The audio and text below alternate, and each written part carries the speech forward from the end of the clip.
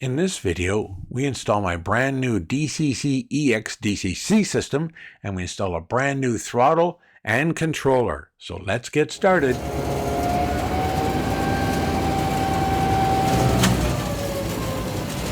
Good afternoon and welcome.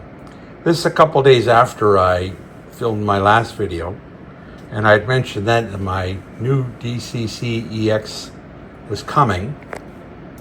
I got it from this company here. I'm not shilling for them or anything. I live in Canada, so I needed a Canadian source, and they're the Canadian source. So it shipped in it was 3 or 4 days. It was pretty good, actually. Quicker than I'd hoped. So we're gonna unbox this thing. So I did take the liberty of opening the tape and all that stuff early. Or did I? Okay. I thought I did. Maybe I didn't. I had to forcibly open the box. Anyway, this is it. So this is everything here. And this bag would be, I think, the unit itself. Yeah? Oh, no. What's in here? Start my camera. What's in here is it's a laptop style power brick. Okay. And there's some tools, and the little green guy is the connector. It's the same as my other one. This here is the unit. Okay, very exciting, very exciting.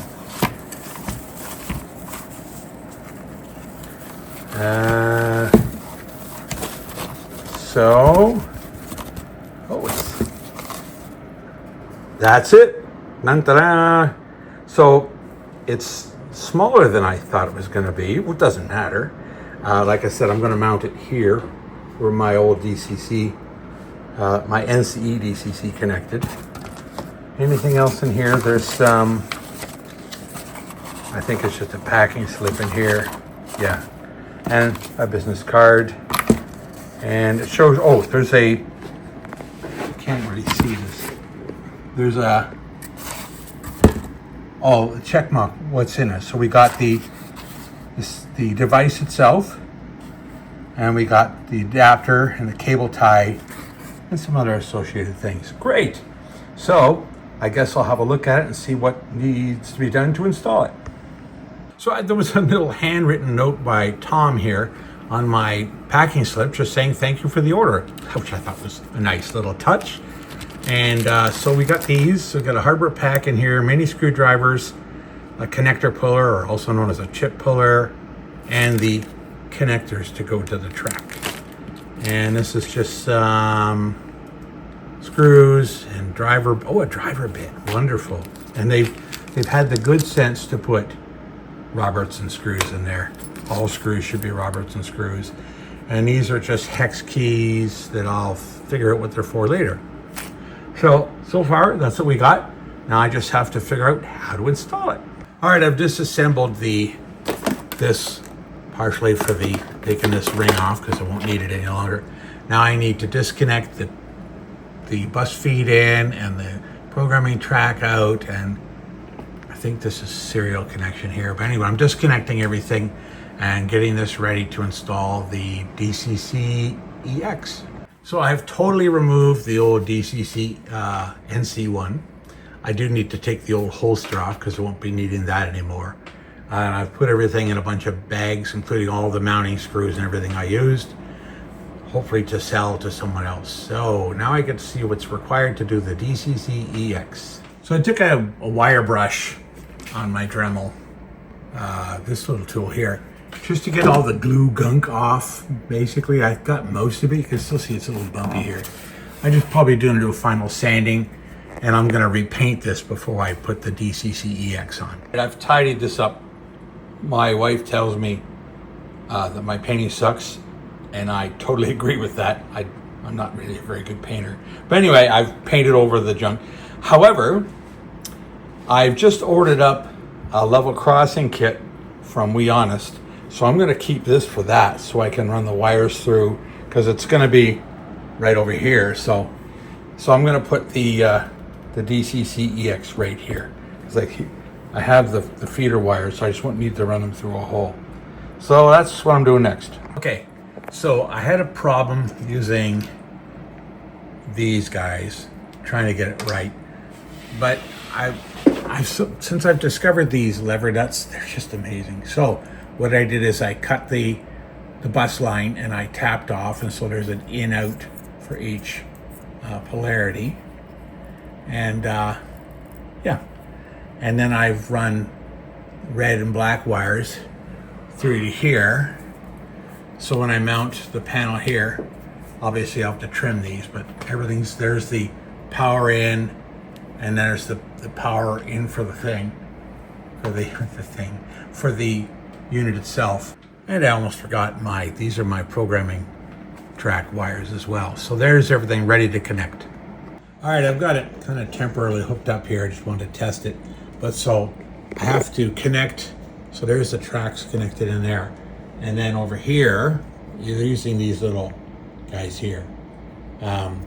This is for my programming track. So that'll be these two wires right here, which leads right back to this for programming engines. So anyway, the test worked out, but we'll share a live test once I get this all hooked up. So here it is all mounted. I need to run a serial, like a USB cable through here, but that's gonna happen another time. I need to find a longer cable. But anyway, let's see if it works. I just switched on my power bar. Oh, we got display. And in the background, I hear some locomotives starting. All right, so DCCEX fully hooked up. You can see the power in, programming track, main line, and my RS-32 cable, which goes back around to here. And here I am in JMRI. I have a locomotive on my programming track right here. And over here, I'll just read the sheet and you'll see the stuff get filled in there. See? It just read all that from the locomotive. I'm not making any changes. I just wanted the proof of life that it's working. Okay, this is engine here, and I'm controlling it right now. So let's ring the bell. Wait, let's ring the bell.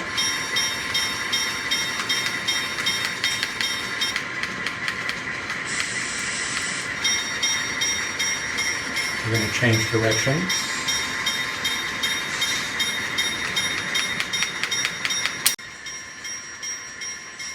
All right, and this is what I'm controlling it with. How cool is this? I need to work out something with a dedicated phone, but right now it works pretty slick. So that's my DCCEX setup with throttle card for controlling with a game controller. Very nice, very, very nice. This is a holster I bought at my hardware store to hold the phone and controller. Unfortunately, with the phone mounted, it's going to have to be mounted backwards. And this is the new dedicated phone given to me graciously by my friend Kathy, and it's now my dedicated phone for the controller.